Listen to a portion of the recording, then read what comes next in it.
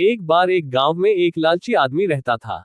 उसके पास बहुत सारा धन था, लेकिन वह हमेशा और अधिक चाहता था। वह कभी भी दान नहीं करता था और हमेशा दूसरों से पैसे उधार लेता था। एक दिन लालची आदमी जंगल में लकड़ी काटने गया। वहां उसे एक पुराना दीपक मिला।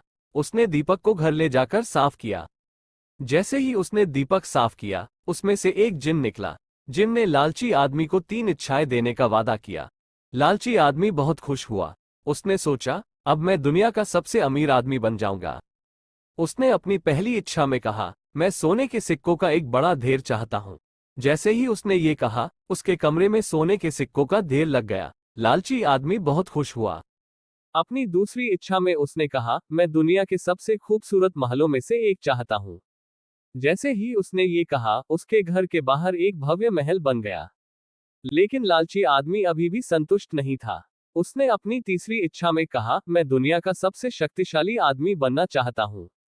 जैसे ही उसने ये कहा, वह अचानक एक छोटे से चूहे में बदल गया। लालची आदमी बहुत डर गया। उसने जिन से विनती की कि वह उसे वापस इंसान में बदल दे।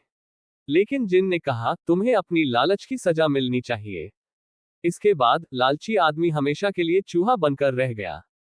उसने अपनी गलती से बहुत कुछ सीखा, लेकिन अब बहुत देर हो चुकी थी। इसलिए कभी लालच नहीं करना चाहिए। इस कहानी से हमें ये शिक्षा मिलती है कि अपने जीवन में जो मिला है उसी में खुश रहना चाहिए। हमें कभी भी लालच नहीं करना चाहिए, क्योंकि लालच करना कभी भी हमारे लिए सही नहीं होता है।